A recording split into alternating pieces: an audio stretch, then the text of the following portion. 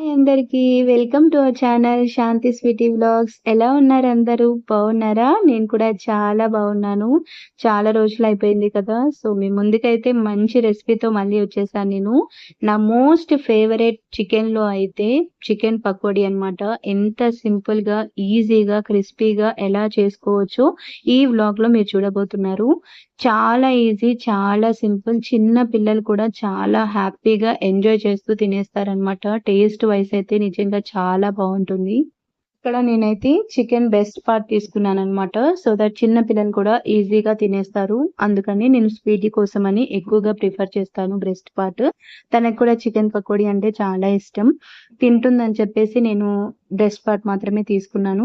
మనం బోన్స్‌తో కూడా తీసుకోవచ్చు. టేస్ట్ అయితే చాలా బావుంటుంది. ముందుగా చికెన్‌ని మంచిగా క్లీన్ చేసుకొని, స్టెయిన్ చేసుకొని, వాటర్ ఏమీ లేకుండా ఒక బౌల్‌లోకి తీసుకోవాలి. తర్వాత ఒక 3 టేబుల్ స్పూన్ కారం తీసుకున్నాను. ఇక్కడ నేను కాశ్మీర్ కారం యూజ్ చేస్తున్నాను. కలర్ బావుంటుందని చెప్పి. కొంచెం సాల్ట్, కొంచెం పసుపు, ఒక టేబుల్ స్పూన్ ధనియాల పొడి, 2 table spoon garam masala, 1 table spoon జీలకర్ర పౌడర్ కూడా వేసి, తగినంత ఉప్పేసుకొని, కొంచెం ఆయిల్ ఏసుకొని బాగా మిక్స్ చేసుకోవాలి. ఆయిల్ ఏసుకుంటే మనకి ముక్కలకి మంచిగా పట్టేసి టేస్ట్ అయితే చాలా బావుంటుందనమాట. మొత్తం బాగా మిక్స్ చేసుకున్నాక ఒక 4 పచ్చిమిర్చి కట్ చేసుకొని వేసుకోవాలి. కొంచెం కరివేపాకు, కొంచెం కొత్తిమీర ఏసుకోవాలి. తర్వాత బైండింగ్ కోసం మనం ఒక 2 table spoon corn flour, 1 table spoon బియ్యం పిండి కూడా వేసుకొని మంచిగా మిక్స్ చేసుకోవాలనమాట.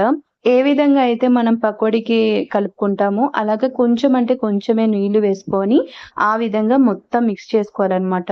మా ఇంట్లో చాలా మందే ఉన్నారు. సో క్వాంటిటీ చాలా ఎక్కువగానే ఉందన్నమాట.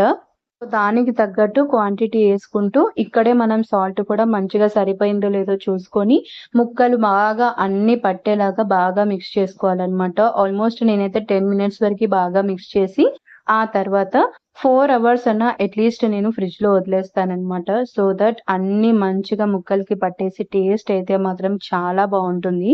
4 అవర్స్ ఫ్రిడ్జ్‌లో పెట్టి తీసిన తర్వాత ఈ విధంగా ఉంటుందనమాట. మన రూమ్ టెంపరేచర్ వచ్చే వరకి కొంచెం సేపు అలా వదిలేసేయాలి.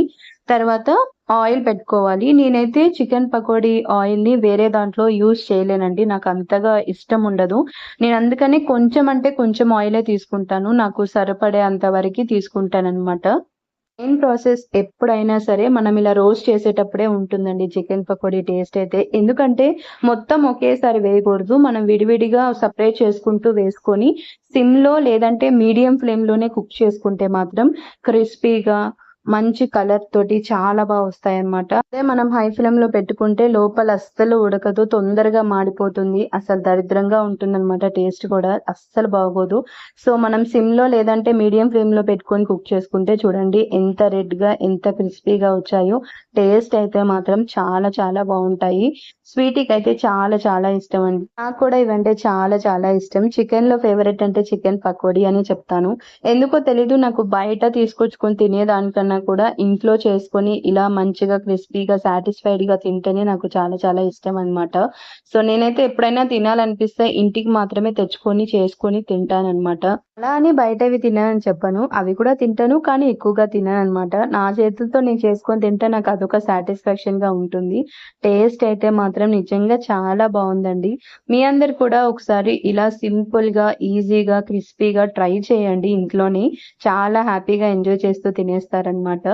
సో ఈ వ్లాగ్ మీ అందరికీ నచ్చిందనే అనుకుంటున్నాను. నచ్చితే మాత్రం please like and subscribe to my channel guys. Thanks for watching.